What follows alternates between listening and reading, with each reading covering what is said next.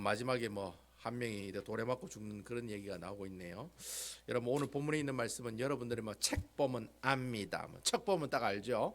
가인과 아벨에 관한 이야기입니다. 아마 여러분 신앙생활 하시고 또 지금까지 많은 말씀을 들어오셨겠지만 아마 가인과 아벨에 관한 설교를 한 번쯤은 다 들으셨을 거예요. 그렇죠?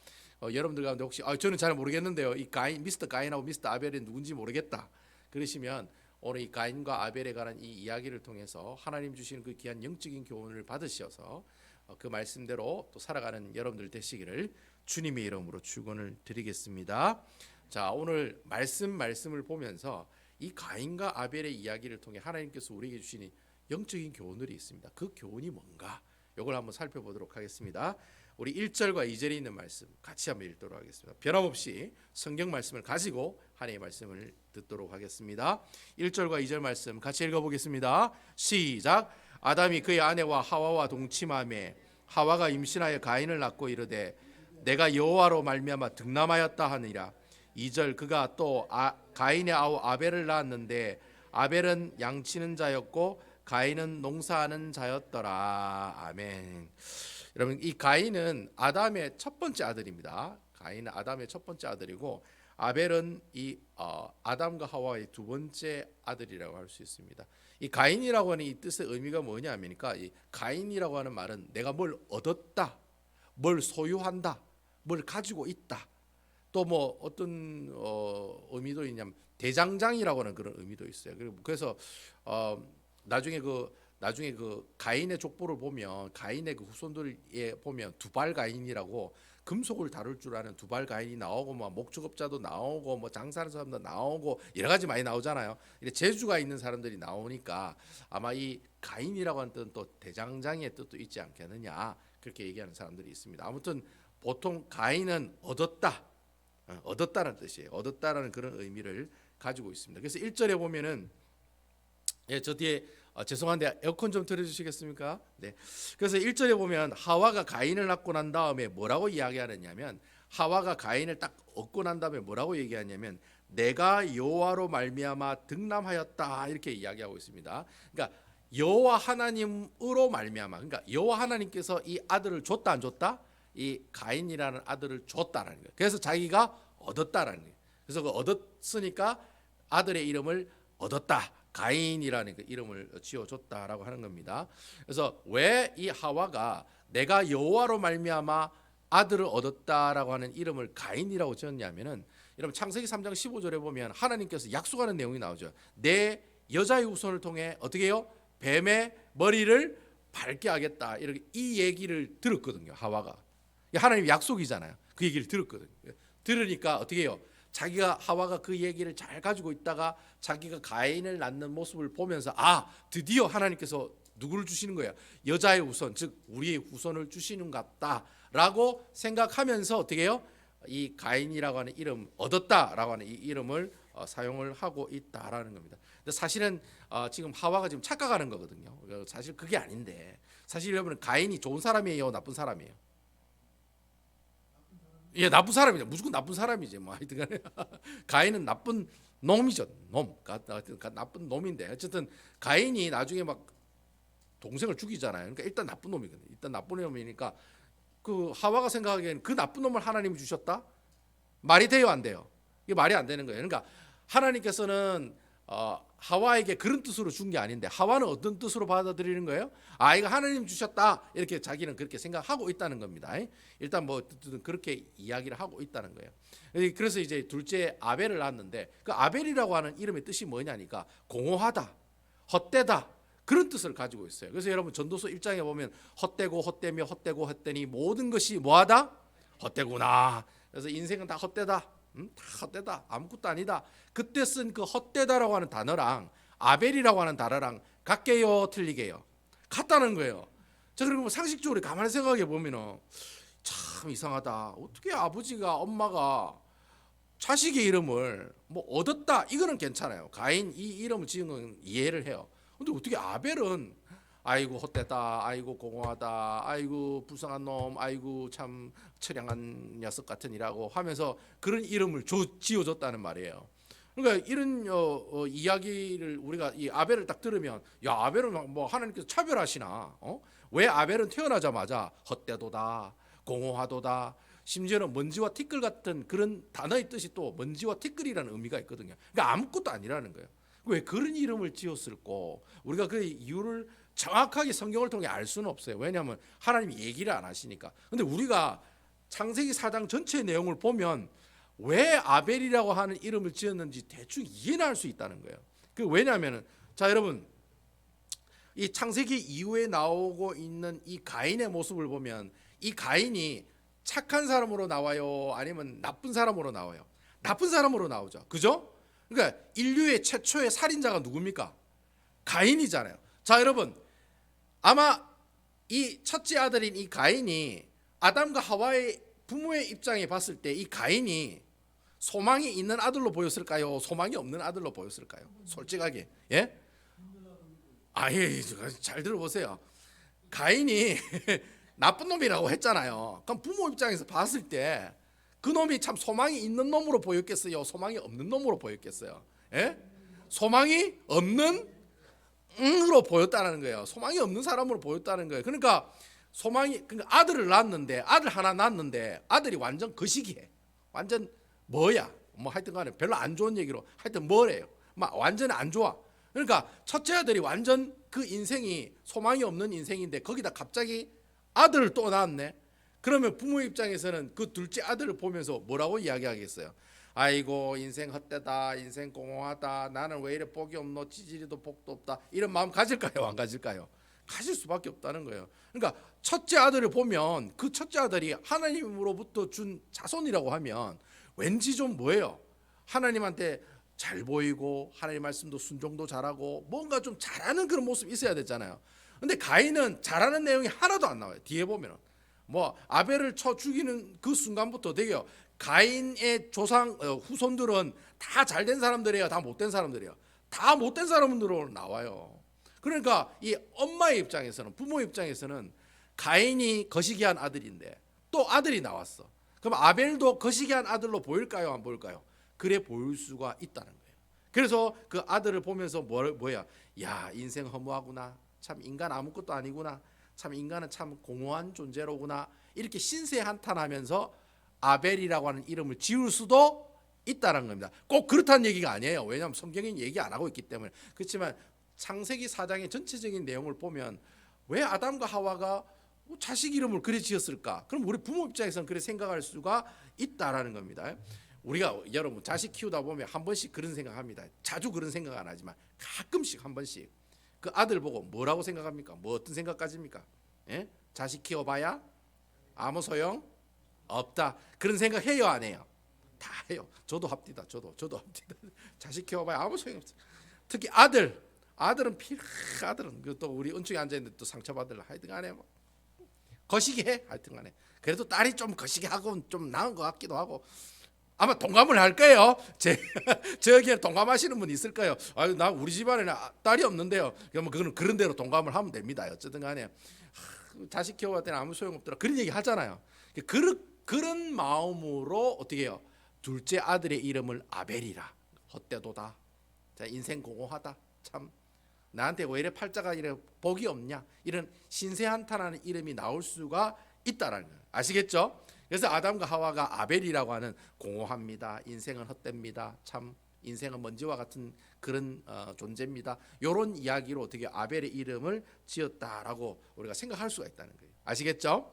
예. 그러면 일단 가인과 아벨이 일단 그런 식으로 태어났어요. 그런 이름을 가지고. 그러면서 오늘 성경에 보니까 가인은 아담이 했던 것처럼 뭘 하는 사람이었어요? 농사를 짓는 사람이 됐습니다. 여러분 이 아담이 뭘 하는 사람이었습니까? 농사를 짓는 사람이었습니다. 아시겠죠? 그러니까 하나님께서 어떻게 해요? 땅을 경작하고 어떻게 해요? 노동에 땀을 흘려야지 먹고 산다고 했잖아요. 그러니까 아담의 직업이 농업이에요. 농사를 짓는 사람이에요. 근데 그대로 어떻게 해요? 큰아들은 아버지가 농사 지었으니까 아들도 당연히 농사를 짓게 된다는 거죠. 그러니까 아벨은 뭐라고 되었습니까? 양을 치는 사람이 되었다라고 그래 이야기를 하고 있다는 겁니다. 아시겠죠? 우리 3절과 4절에 있는 말씀 다 같이 한번 읽어보도록 하겠습니다. 자, 3절과 4절입니다. 시작. 세월이 지나온 후에 가인은 땅의 소산으로 제물을 삼아 여호와께 드렸고 4절 아벨은 자기 양의 첫 새끼와 기름으로 드렸더니 여호와께서 아벨과 그의 제물은 받으셨으나 이게 되어 있습니다. 여러분 오늘 3절과 4절 말씀이 제일 중요한 단어가 뭐냐니까 처음에 세월이 지난 후에라는 단어입니다. 여러분 세월이 지났다는 말은 그냥 뭐 단순하게 어떤 날이 뭐 월요일이 지나고 화요일이 왔다 그런 의미가 아닙니다. 이 세월이 지났다는 말은 농사를 마무리하는 시기, 즉 추수의 때가 왔다라는 말입니다. 아시겠죠? 이걸 좀 신학적으로 좀 얘기하면 무슨 때가 왔다는 겁니까? 좀 약간 고상한 신학적으로 얘기하면 무슨 때가 왔다? 예? 마지막이 왔다. 마지막이 왔다를 뭐라고 해요? 예? 종말이 왔다고 얘기하잖아요. 여러분 들어본 적 있죠? 그래서 왜 이단들이 얘기하잖아요. 종말이 가까이 왔으니까 뭐 어떻게 해요? 네가 가지고 있는 재산 내한테 다 바쳐라. 이래 해요, 안 해요? 종말이 오니까 다 바치라고 그래 얘기한다는 거예요. 아직도 그래 얘기하는 사람들 많아요. 그래서 어쨌든 이 종말의 때를 이야기하고 있다는 거예요. 세월이 지났다 말은 마지막이 왔을 때라는 그런 의미를 가지고 있다라고 하는 겁니다. 어쨌든 농사를 마무리하는 그 시기에 추수의 때 추수의 때 지금 이 가인과 아벨이 하나님께 뭘 하고 있습니까?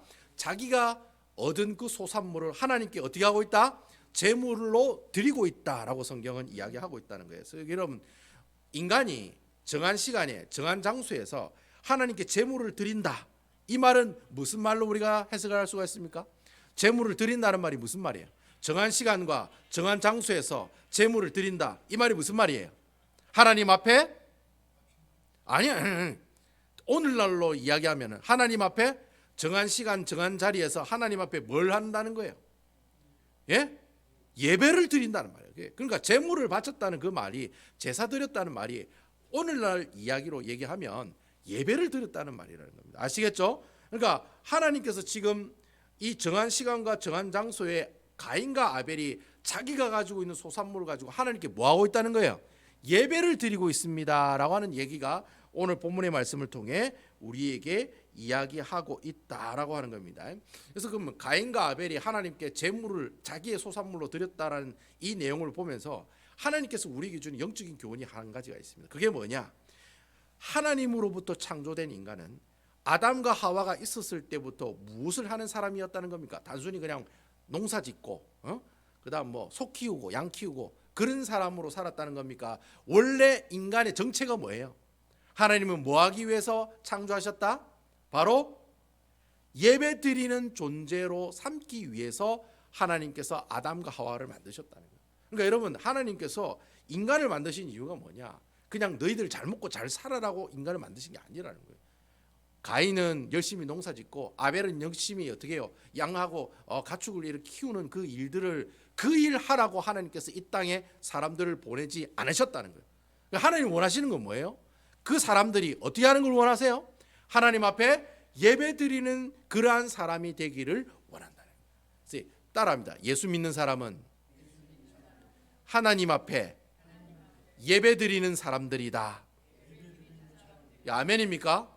누가 여러분들한테 야 예수쟁이가 뭐야? 이러면 그렇게 얘기하세요. 우리가 하나님 앞에 예배 드리는 자다. 그 사람이 그리스도인이라는 거예요. 그러니까 여러분 그리스도인의 정체성이 뭐냐? 착한 일 많이 해서 사람들 하나님한테 상 받아가지고 천국 가는 게 그게 그리스도인의 정체성이 아니에요. 그리스도인이란 어떤 사람이냐? 하나님 앞에 어떻게 해요? 자기가 가지고 있는 소산물을 하나님 앞에 드리면서 뭐하는 사람이다? 예배를 드리는 사람. 그 일이 언제부터 있었다는 거예요? 아담과 하와의 때도 있었고 그의 아들인 아벨과 가인의 시대 때도 하나님 앞에 예배 드리는 일이 있었다 없었다? 있었다는 거예요. 그래서 오늘 말씀의 제일 중요한 키포인트가 그거예요. 아, 우리 예수 믿는 사람들은 우리가 하나님께 창조된 피조물들은 그 존재가 어떤 존재냐? 바로 하나님께 예배드리는 예배자가 우리의 정체성의 모습들이다라고 이야기하는 겁니다. 그래서 여러분 이사야 43장 7절에 보면 그 내용이 나와요.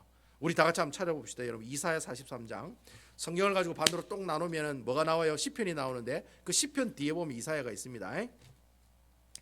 페이지가 1020페이지네요. 1020페이지. 이사야 43장 7절. 자, 찾았습니까? 이사야 43장 7절입니다. 1020페이지. 구약성경 1020페이지. 성경을 딱 반으로 쪼개면 시편이 나와요. 그 시편 뒤에 보면 이사야가 있어요. 성경 제가 얼마나 지금 잘 가르쳐 줍니까, 여러분? 이래 가르쳐 주는 목사 봤어요? 예? 봤어요? 이사야 어디 있어요? 이래 가르쳐 주는 사람 봤어요? 반으로 쪼개가 뒤에 보면 이사야 나온다니까요. 거짓말인지 아닌지 해보세요. 해보면 됩니다. 자, 어쨌든 여러분 그 이사야 43장 7절 보면 나온다는 거예요. 7절. 다 찾았습니까?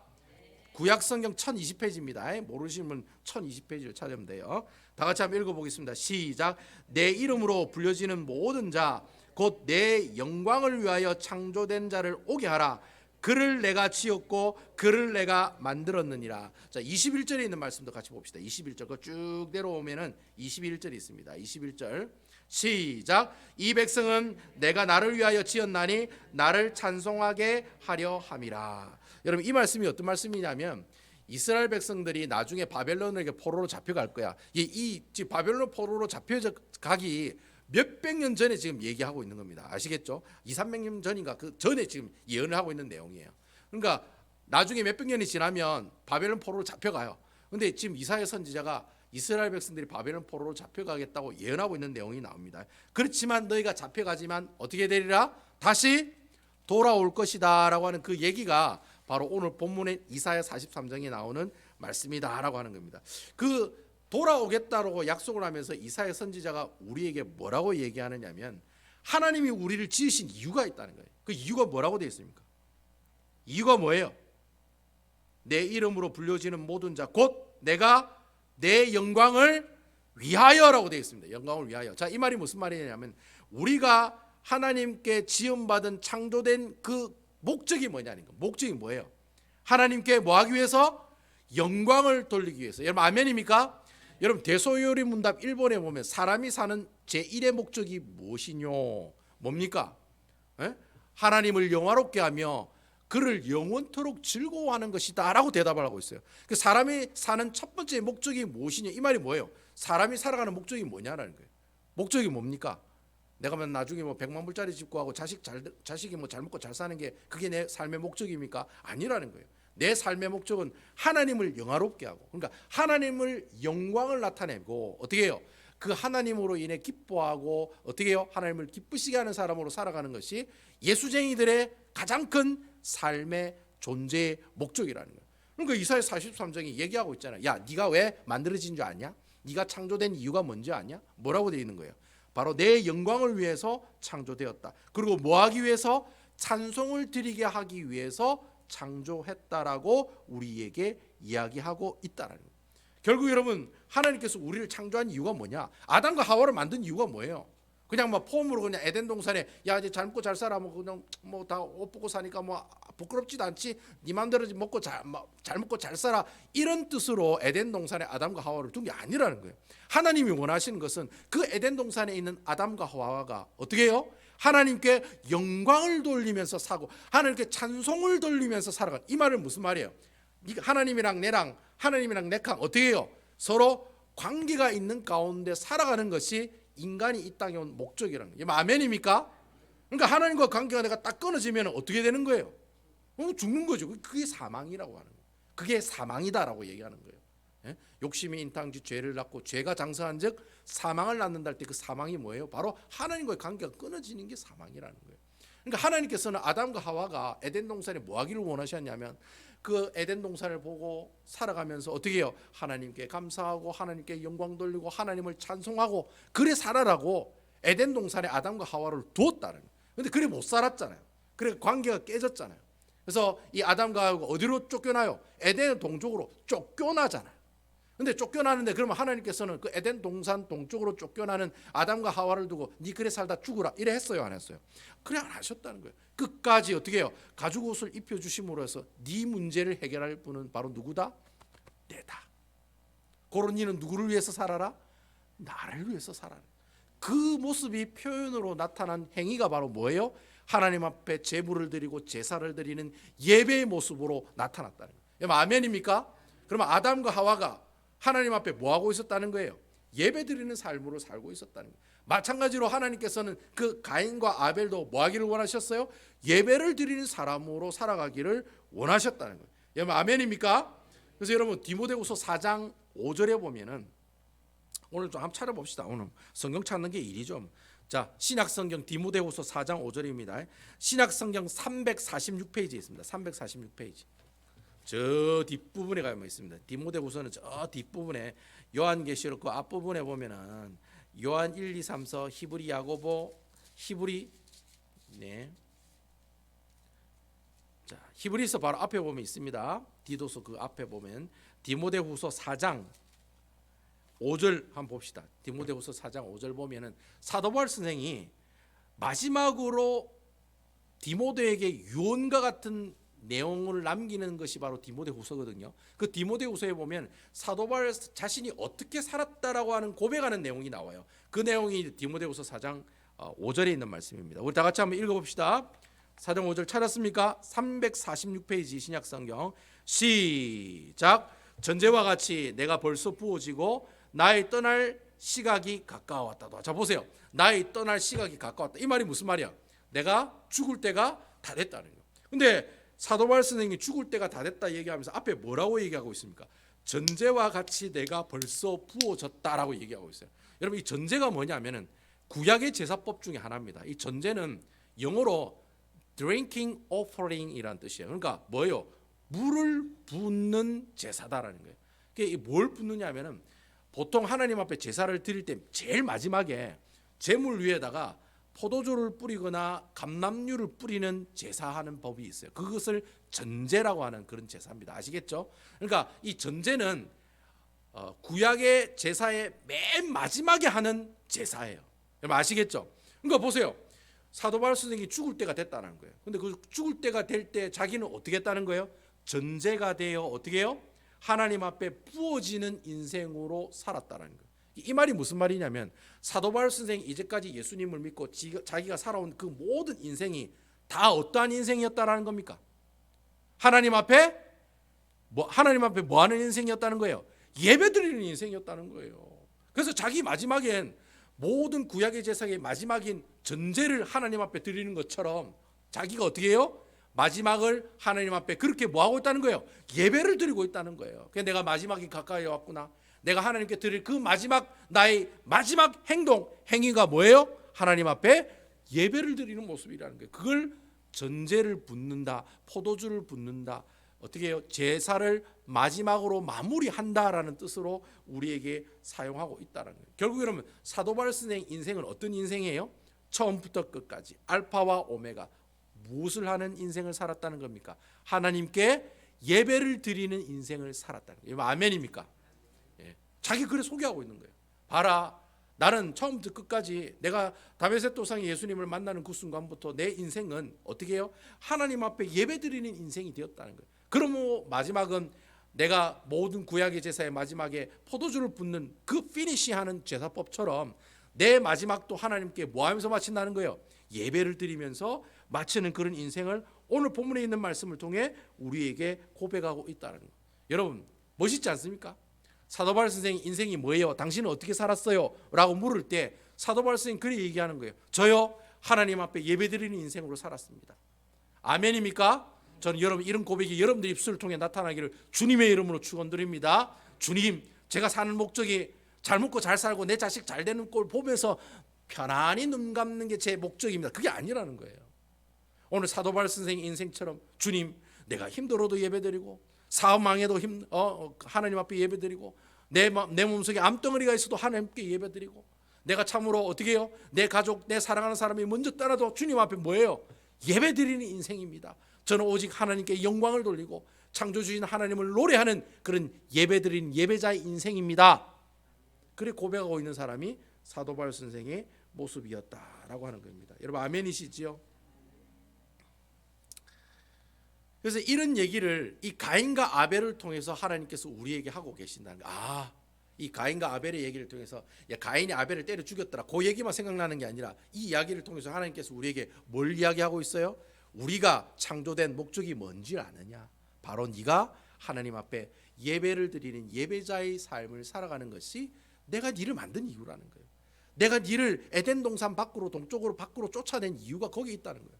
비록 그곳에서도 하나님 앞에 어떻게 하기를 원해요? 제물을 드려 주님 앞에 뭐 하기를 원합니까? 예배 드리는 자가 되기를 원한다라고 하는 겁니다. 그 얘기가 오늘 본문의 말씀을 통해 우리에게 이야기하고 있다는 거예요. 그래서 제가 그럼 계속해서 4절 말씀을 보겠습니다. 가인이 땅의 소산으로 하나님께 제사를 드렸고 아벨은 자기의 첫 새끼로 제사를 기름과 함께 드렸는데, 그러면 이 두 사람이 드린 이 예배의 결과가 어떻게 나타났습니까? 하나님께서는 아벨의 제사를 받으시고 가인의 제사는 받지 않으셨다는 거예요. 자, 여러분, 이러한 사실을 두고 어떤 사람들, 어떤 신학자는 우리 하나님께서는 뭐다? 베지터블보다 뭘 좋아하신다? 밑을 너무 좋아하시는 것 같아. 고기를 너무 좋아하시는 거 아니야? 꼭 우리 아내처럼 그러네요. 우리 아내는 고기만, 무조건 고기만 좋아하고요. 아우, 하여튼 카스코 가면 무조건 고기만 사고. 왜 그렇게 고기를 좋아하는지 모르겠어요. 하여튼간에 여러분, 하나님도 그래 고기 좋아하는 거 아니야, 이렇게 얘기하는 신학자 실질적으로 있습니다. 근데 여러분, 그 신빙성이 있는 얘기예요, 없는 얘기예요? 말도 안 되는 얘기라는 거예요. 성경에 그런 얘기 어디 있습니까? 우리 주 여호와 하나님 고기를 좋아하시나니 닭고기와 육고기와 특별히 염소의 뒷다리를 너무 좋아하시더라, 이렇게 얘기한 성경 구절이 있어요, 없어요? 아예 나오지도 않고 뭐 좋아한다고 얘기하지도 않으셨다는 거예요. 우리 하나님께서는, 자 여러분, 그럼 곡식으로 하나님 앞에 제사를 드리면 하나님 아이고 나는 베지터블 안 먹거든 하면서 곡식을 드린 그 예배를 하나님께서 안 받으셨어요? 그렇지 않아요. 여러분, 레위기서를 보면은 곡식으로 예배 드리는 제사도 있어요. 뭡니까? 아실랑가 모르겠네. 소제가 곡식으로 예배를 드리는 제사거든요. 그러니까 하나님께서는, 여러분, 돈 없고 가난한 사람은 뭐밖에 없습니까? 곡식밖에 없는 거예요. 비둘기조차도 사지 못하는 가난한 사람들이 있거든요. 그런 사람들은 밀가루 어떻게 해요? 한 줌 들고 와서 하나님께 예배를 드려요. 그러면 하나님께서 그 예배 받아요, 안 받아요? 받아주신다는 거예요. 그래서 하나님께서는 밀가루를 한 줌 가져오든 소, 양 100마리, 1000마리를 가져와서 예배를 드리든 하나님께서는 어떻게 하신다? 뭐 제물의 종류에 따라서 차별해서 제사를 받고 안 받고, 예배를 받으시고 안 받으시고 하시는 분은 아니시다라는 거예요. 그러면 왜 하나님께서는 가인의 제사를 받지 않았냐? 그 이유가 뭐냐 말이에요. 그 이유가 여러분, 오늘 본문에 있는 5절, 6절, 7절 말씀에 보면 그 이유가 잘 나오고 있다는 겁니다. 자, 우리 다 같이 5절, 6절, 7절에 있는 말씀 다 같이 한번 읽어보도록 하겠습니다. 5절입니다. 시작. 가인과 그의 제물은 받지 아니하신지라 가인이 몹시 분하여 안색이 변하니. 6절. 여호와께서 가인에게 이르시되 내게 분하여 함은 어찌 됨이며 안색이 변함은 어찌 됨이냐. 7절. 내가 선을 행하면 어찌 낯을 들지 못하겠느냐. 선을 행하지 아니하면 죄가 문에 엎드려 있느니라. 죄가 너를 원하나 너는 죄를 다스릴지니라.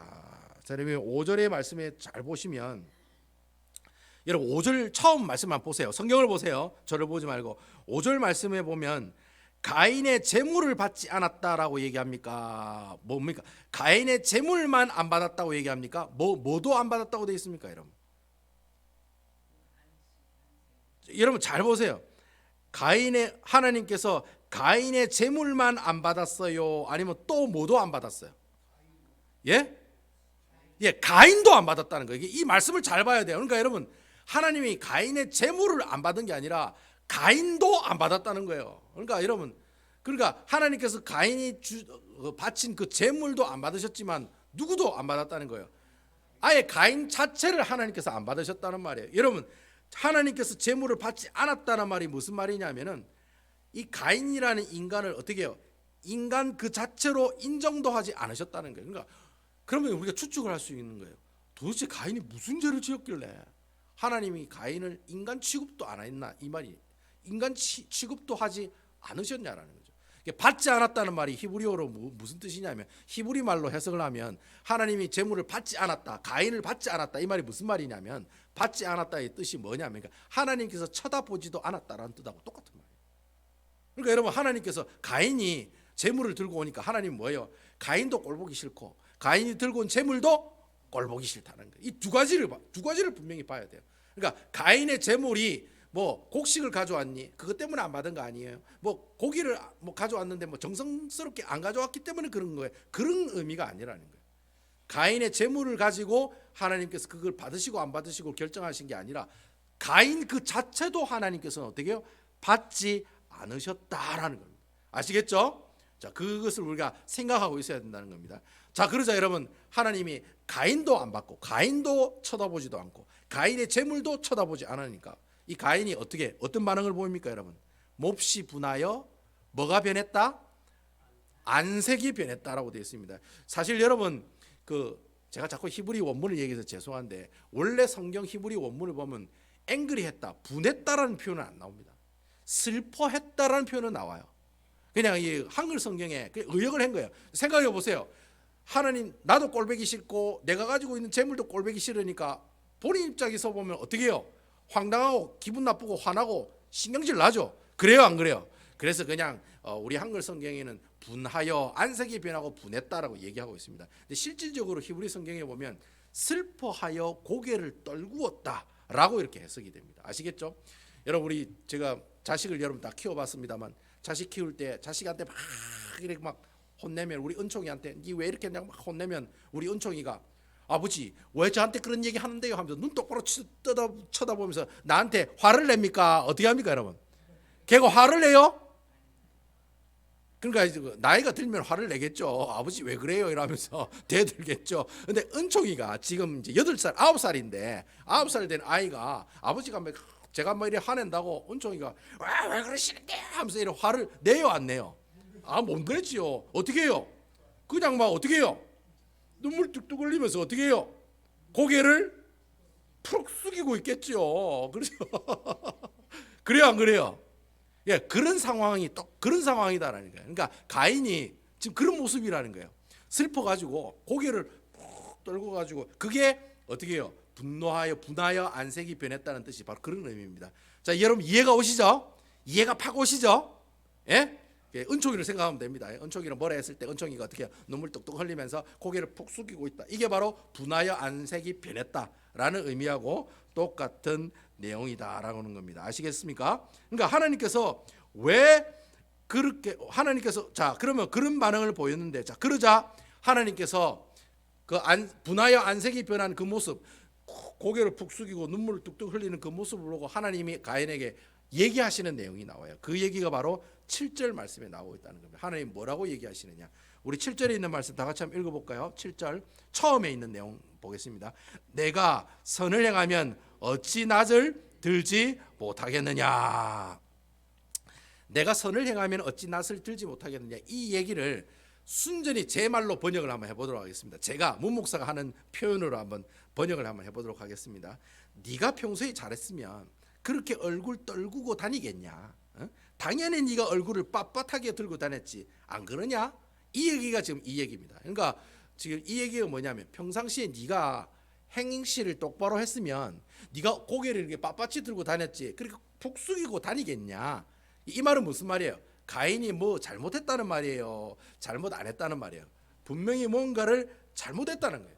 잘못했다는 그 얘기를 하시면서 어떻게 해요? 그 뒤에 보면은 뭐라고 되어 있습니까? 뒤에 보면 계속해 또 얘기하는 내용들이 나오죠. 7절의 그 뒷부분에 보면은 죄가 문에 엎드려 있느니라 죄가 너를 원하나 너는 죄를 다스릴지니라. 이 얘기를 제 말로 다시 번역하면 그래 얘기할 수가 있어요. 야, 네가 그래 사니까 네가 그 죄를 짓고 살고 있는 거야. 그러니까 네가 그 죄를 회개하지 않으면 그 죄가 항상 너를 어떻게 해요? 달려들 거라는 거예요. 달려들 거라는 거예요. 우는 사자가 먹잇감을 찾아서 사탄이 막 돌아다니는 것처럼 돌아다닌다는 거예요. 그러니까 너는 항상 그의 죄의 욕망을 어떻게 하라? 물리치고 이겨내라.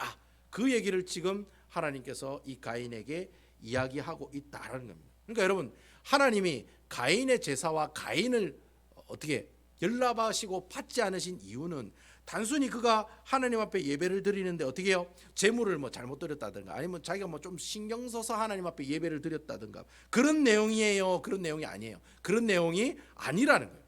그 내용은 아무 상관이 없다는 거예요. 하나님이 가인의 제사를 받고 안 받고는 가인이 뭐 어떤 재물을 가지고 예배를 드리거나 아니면 하나님 앞에 뭐 좀 더 정성을 다해서 뭐 어떤 신학자는 그러더라고요. 아벨은 고기를 하나님 앞에 제사를 드리려면 잡아가지고 피를 뽑고 각을 뜨고 얼마나 복잡하고 힘듭니까? 그 일들을 어떻게 해요? 그 감당하면서 하나님께 예배를 드렸기 때문에 하나님께서 아벨의 제사는 받으시고 가인의 제사는 안 받았다. 그런데 곡식을 가지고 있는 사람은 어떻게 해요? 그냥 뭐 들렁 뭐 가져와가지고 어떻게 해요? 들렁 그냥 가져오면 되잖아요.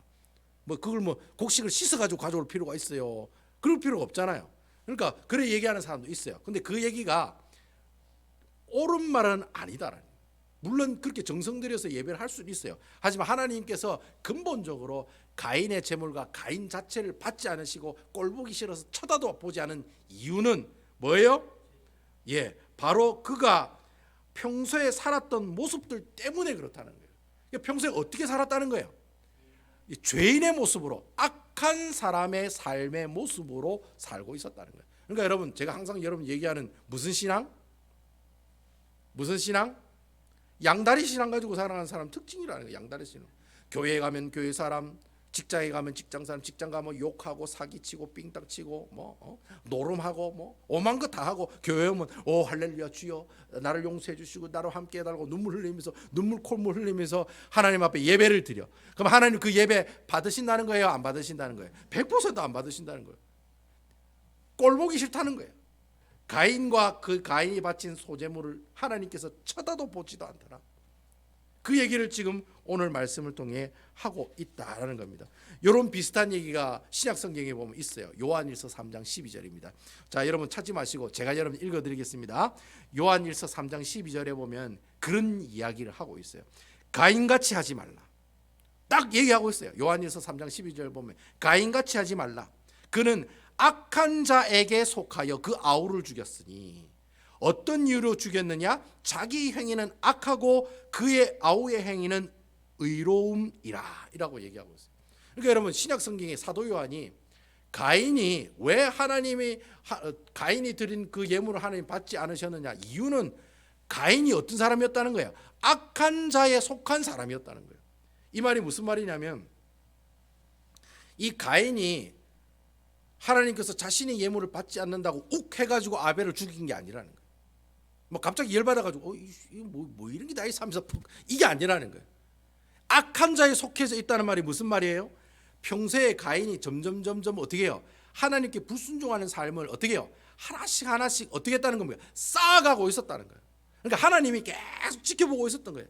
그래, 네 어저께 또 죄짓지, 오늘 또 죄짓지, 오늘 금방 또 죄짓지, 그도 1시간 전에 1분 전에 네 죄짓지. 계속 하나님께서 지켜보고 계시는 거예요. 그 죄가 쌓이는 모습을 사도 요한이 뭐라고 얘기하고 있냐면 악한 자에 속하였다라고 이야기를 하고 있다는 거예요. 결국 죄가 쌓이니까 그 결과로 뭐가 나타난 거예요? 결과로 뭐가 나타난 거예요? 결과로 뭐가 나타났어요?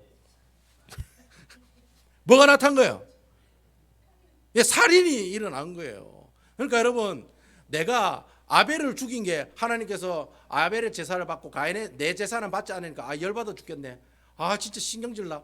그래서 뒤에 있는 앞에 가 있는 그 아벨 뒤통수 보니까 죽이고 싶은 마음이 갑자기 확 드는 거예요.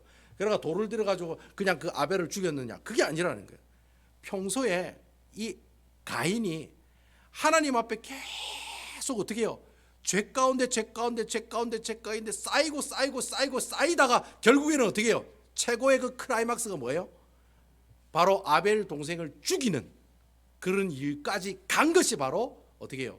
이 가인이 아벨을 죽이는 일로 나타나게 되었다라고 하는 겁니다. 그래서 여러분, 우리가 8절에 보시면 가인이 그의 아벨에게 말하고라는 내용 나와요, 안 나와요? 여러분 8절에 보시면 가인이 그의 아우에게 말하고 그들이 들에 있을 때 가인이 그의 아우 아벨을 쳐 죽였더라, 이래 나오잖아요. 근데 원래 히브리어 원어 성경이 마소라 사본이라는 성경이 있거든요. 그리고 그 마소라 사본을 헬라어로 번역한 성경이 그 70인역 성경이라고 72명이 번역을 했다고 가지고, 그 당시 옛날에 그 헬라 시대 그 로마 제국 시대 때 이 왜 미국에 이민 온 2세대들이 한국말 잘 못하는 것처럼 이 분명히 히브리 사람인데도 이스라엘 백성인데도 불구하고 히브리어를 모르는 거예요. 너무 어려우니까 다 헬라어만 하는 거예요. 그러니까 히브리어를 알고 있는 사람들 72명이 모여가지고 그 말씀을 헬라어로 번역한 성경이 바로 뭐예요? 70인역 성경이라고 있습니다. 굉장히 중요한 성경이에요. 왜냐하면 히브리 원문에 있는 성경을 그대로 헬라어로 번역을 했기 때문에 아주 정확하게 번역을 했다는 거예요. 근데 그 번역한 그 내용에 보면 가인이 그의 아벨에게 말하고 뒤에 또 한 구절이 더 있어요. 무슨 구절이 있냐면 우리 같이 들러 가자라고 하는 그런 단어가 나와요. 우리 같이 들러 가자. 자, 그러면 여러분 제가 다시 한번 읽어볼게요. 가인이 그의 아벨에게 말하되 우리 같이 들로 가자. 그리고 그들이 들에 있을 때 가인이 그 아우 아벨을 쳐 죽이니라. 자, 그렇다면 여러분, 가인이 아벨을 죽일 때 순간적으로 그냥 욱 해서 죽였다는 겁니까? 아니면 계획적으로 죽이기로 작정하고 죽였다는 겁니까? 작정하고 죽였다는 거예요. 예, 계획적으로 작정하고 죽였다는 거예요. 그러니까 여러분, 이 가인이 얼마나 큰 죄를 지은 겁니까? 그냥 막 자기가 신경질 난다고, 아, 왜 내 제사를 안 받아요? 아우 열받아, 아우 질투나 하고 그냥 돌을 휘두른 게 아니라 아예 그냥 우리 같이 들러 가자. 같이 들러 어떻게 유인을 한 거예요. 유인을 하고 뭐 하기 위해서? 죽이기 위해서 들로 유인을 한 거예요. 여러분, 성경에 들 있죠. 들. 예, 뭐 들판과 들이 보통 이 성경에는 어떤 걸로 나오냐면 죽음의 장소로 대부분 많이 나옵니다. 별로 안 좋은 내용으로 나와요. 그러니까 들로 데려갔다는 말은 결국 이 가인이 아벨을 어떻게 하려고 데려간 거예요? 죽이기로 작정하고 그냥 데려간 거예요. 야, 우리 같이 들로 가서 우리 같이 좀 놀지 않을래? 이러면서 꼬시고 데려갔다는 거예요. 꼬시고 데려가가지고 어떻게 해요? 가인을 돌로 쳐 죽였다는 거예요. 자, 여러분, 계획적으로 살인했는데 돌을 한 번만 그냥 원방으로 원샷 원킬로 막 그냥 한 방으로 그냥 팍 때려가 죽였겠습니까? 계속 때려가 죽였겠습니까? 여러분 상상해 보세요. 한 번에 그냥 원샷 원킬로 돌비 이만한 거 그냥 들고 와가지고 그냥 머리에 확 던져가지고 한 번만에 죽였겠습니까? 아니면 여러 번 머리를 쳐서 죽였겠습니까? 여러 번 머리 쳐서 죽였죠. 계획적인 살인인데 그만큼 어떻게 해요? 가인의 죄가 심각하고 컸다라는 거예요. 결국 여러분, 인간이 가지고 있는 죄악이 최고 정점에 이를 때 뭐가 나온 거예요? 사람을 죽이는 행동들이 나왔다는 거예요. 여러분 아멘입니까? 죄가 그래서 무서운 거예요. 여러분 뭐 가인이 처음부터 아벨을 뭐 죽이려고 생각했겠습니까? 아니에요. 처음에는 질투하고 미워하고 거기서부터 시작했겠죠. 아, 쟤는 왜 저래 자꾸 뭐 하나님께서 칭찬만 하시지? 자꾸 열받는 거예요. 미워하는 거예요. 그게 쌓여가지고 나중에 뭐가 나온 거예요? 사람을 죽이는 순간까지 이르게 되었다는. 여러분 그만큼 죄라는 것이 어떻게 해요? 무섭다라는 거예요. 여러분 여기서 끝났느냐? 아니에요. 나중에 가인의 후손들은 다 어떤 사람들이에요? 다 성경에 보면 나쁜 놈들로 다 나와요. 자기만 하나님께 그렇게 심판받은 게 아니라 자기의 후손들도 다 어떻게 해요? 하나님께서 기뻐하지 않아요. 하나님 말씀에 불순종하는 그런 사람들로 살아가게 되었다라고 하는 겁니다. 그러니까 여러분 하나님께서 우리 예배를 받고 안 받고 그 기준이 어디 있느냐? 내가 열심히 예배를 많이 드리고 새벽 기도를 한 번도 안 빠지고, 여러분 교회에서 제일 무서운 권사님이 어떤 권사님인지 압니까? 새벽 기도 한 번도 안 빠지는 권사님이 제일 무서운 권사님입니다. 새벽 기도 365일 한 번도 안 빠지고 비가 오거나 눈이 오나 허리케인이 부나 토네이도가 오나 목사님은 빠져도 자기는 안 빠지는 그런 권사님들이 있어요. 그런 권사님 제일 무서운 권사님들이에요. 하여튼간에 그런 권사님처럼 매일매일 어떻게 해요? 새벽 기도를 한 번도 빠지지 않고 예배도 한 번도 빠지지 않고 나오는 그 사람의 예배를 하나님께 받으실까요? 안 받으실까요? 받으실 수도 있어요. 하지만 하나님께서 예배를 받고 안 받고 가장 큰 기준은 내가 예배를 열심히 나오고 내가 예배 드리러 와서 헌금 100만 불 200만 불 팍팍 때리고, 그런 사람 있었으면 좋겠는데 어쨌든 간에 여러분 이것도 뭐 목회자가 좀 하여튼 우리 교회도 그런 사람이 있을 줄로 믿습니다. 왜요? 그럼 나오면 나오는 거지요. 10,000불 20,000불씩 감사한금 때리고 10만 불씩 11조 때리는 사람 나온다는 거예요.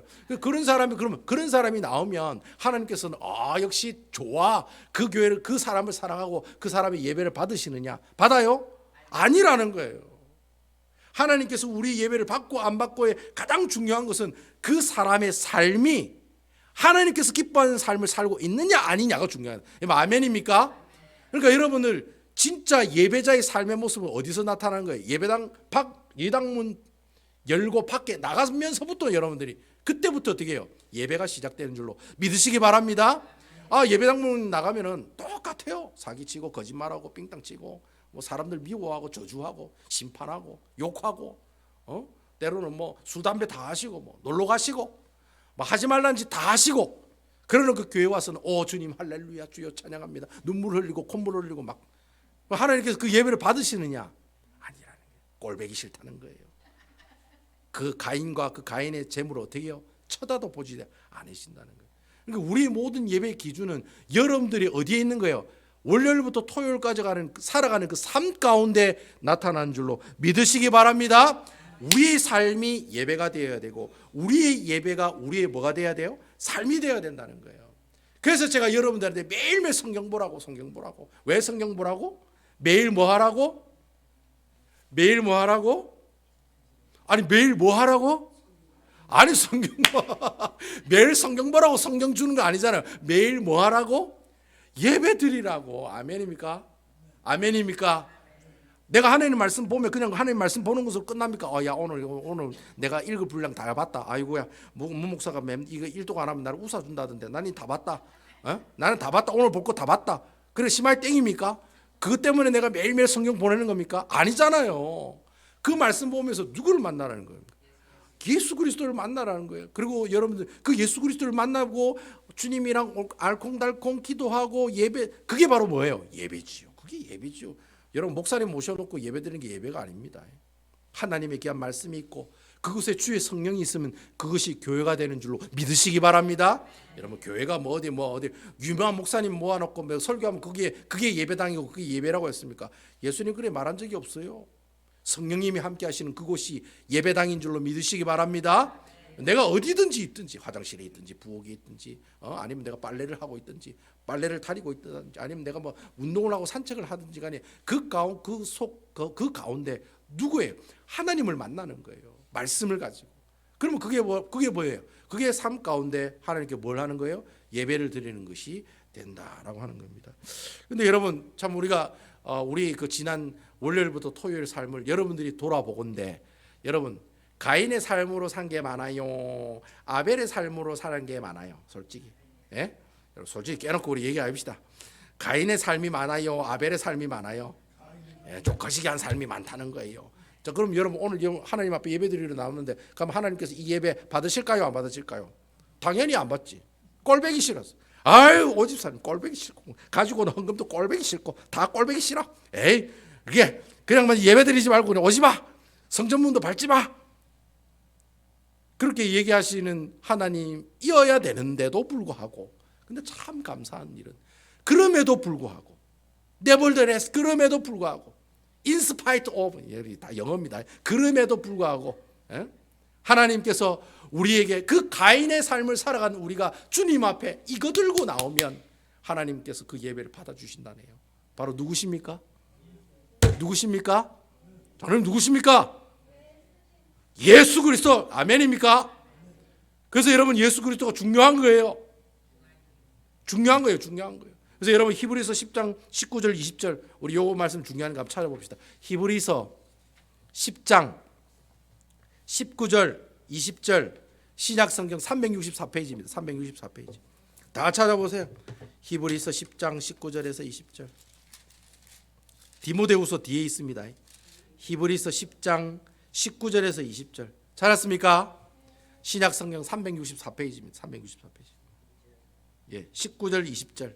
찾았어요? 자, 우리 다 같이 한번 읽어봅시다. 아주 중요한 말씀입니다. 시작. 그러므로 형제들아 우리가 예수의 피를 힘입어 성소에 들어갈 담력을 얻었나니 20절 그 길은 우리를 위하여 휘장 가운데로 열어놓으신 새로운 살 길이요 휘장은 곧 그의 육체니라. 예수님께서 갈보리 언덕에 십자가에 못 박혀 죽으실 때 딱 그때 숨을 딱 거두셨을 때 여러분 그 성전에 있는 성소 휘장 지성소와 성소를 이렇게 가로막는 큰 휘장이 있었어요. 약 한 그 3층 높이가 되는 휘장입니다. 엄청나게 커요. 거의 한 3층 높이 되는 그런 높이의 휘장인데 그 휘장이 위에서부터 아래로 어떻게 해요? 쫙 째져가지고 갈라지는 역사가 나타났습니다. 여러분 성소와 지성소로 가르는 휘장이 째졌다는 말이 무슨 말이에요? 우리가 이제부터는 어떻게 해요? 예수 그리스도의 보혈의 힘을 입어 누굴 만날 수 있다는 겁니까? 여호와 하나님을 언제든지 만날 수가 있다는 거예요. 여러분 아멘이시죠? 바로 예수 그리스도의 보혈의 피, 예수님께서 십자가에 못 박혀 주신 그 십자가의 은혜, 사제칭의 화친, 부활의 산소망과 영생, 5가지의 구원의 선물, 이것 때문에 우리가 하나님 앞에 어떻게 해요? 성소에 들어가 하나님 앞에 예배를 드릴 담력을 얻었나니. 여러분 이전에는 성소에 누구만 들어갔습니까? 대제사장만 들어갔어요. 1년에 한두 번 그 정도밖에 못 들어갔어요. 근데 여러분 이제 지성소와 성소를 가르는 휘장이 없어졌기 때문에 우리는 이제 어떻게 해요? 성소를 자유롭게 하나님을 만나러 들어갈 수가 있게 됐다는 거예요. 누구 때문에? 바로 예수 그리스도 때문에 그러한 삶들이 이루어지게 되었다라고 하는 겁니다. 그래서 여러분 우리 일주일의 삶이 아무리 가인의 삶이라고 할지라도 이 시간에 누구를 붙들면? 예수 그리스도의 구속의 은혜를 붙들면, 아멘입니까? 그 예수님의 보혈의 피만 붙들면 여러분들이 하나님 앞에 나와서 그 하나님께서 기뻐 받으셨던 아벨의 제사를 드릴 수가 있다라고 하는 것입니다. 저는 오늘 이 가인과 아벨의 이 말씀을 통해서 우리의 정체성이 뭐예요? 우리는 뭐 하는 사람들이다?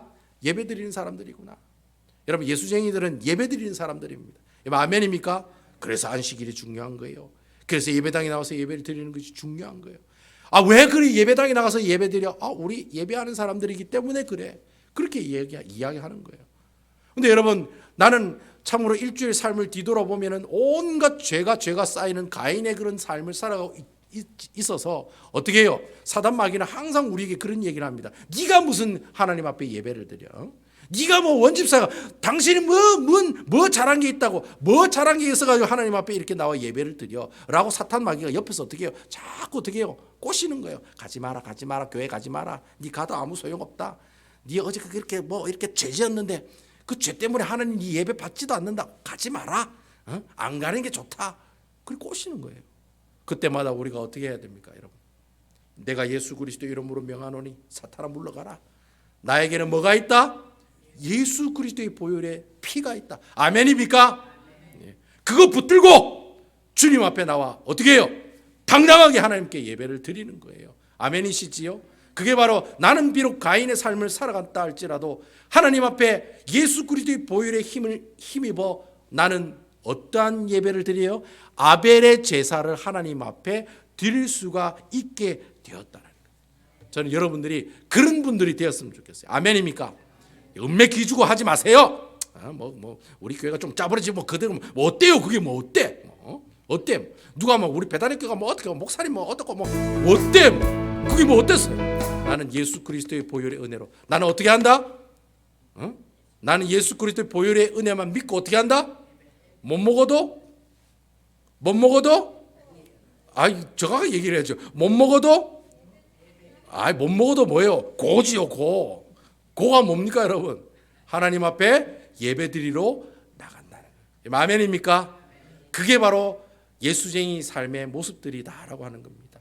아무쪼록 여기 계시는 우리 베다니 교회 성도 여러분들은 내가 일주일을 어떻게 살았든지 간에 내가 이 자리에 앉아서 예수 그리스도의 피가 생각나면 그럼 그 사람 성공한 사람이에요. 근데 여러분 그거 아무것도 생각하고 그냥 가만히 앉아가지고 자 오늘 무슨 설교하나 하고 이래 보고 오늘은 조금 거시기 하네 하고 헌금 내고 아무 생각 없이 그냥 예배드리고 간 그 사람 하나님께서 그 예배 받으세요? 안 받으세요? 안 받으시는 거예요. 그러니까 여러분 예배 자리에 나오셔서는 어떻게 하셔야 돼요? 예수 그리스도의 십자가 앞에 여러분들의 죄를 어떻게 해요? 탕탕탕탕 다 박으셔야 돼요. 아멘입니까?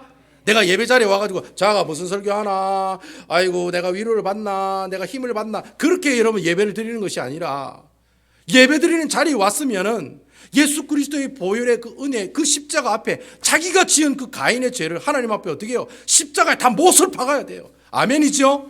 그래야지만이 그 사람에게 뭐가 임합니까? 하나님의 은혜가 임하는 거예요. 그때 하나님께서 뭐라고 얘기해요? 그때 긍휼이라고 하는 단어를 쓰는 거예요. 긍휼. 아멘입니까? 그때 헤세드의 하나님의 놀라우신 은혜와 사랑이 내게 임한다는 거예요. 그때 눈물 콧물이 나오는 거예요. 저는 이런 예배를 드리는 여러분들 되었으면 좋겠습니다. 앞으로 여러분 예수쟁이 삶은 예배 드리는 삶의 모습들이구나. 내가 주님 앞에 나올 때 예수 그리스도의 보혈의 은혜 때문에 주님 앞에 나와서 내가 가인의 삶을 살고 있었지만 하나님께서 이렇게 아벨의 제사를 연락하는 그 예배를 드릴 수 있게 해주시는구나. 주님 감사합니다. 이 귀한 예수 그리스도의 구속의 은혜를 항상 기억하시면서 하나님 앞에 예배 드리는 삶으로 승리하는 삶으로 살아가시는 아름다운 우리 베다니 교회 성도 여러분들 다 되시기를 주님의 이름으로 축원드립니다.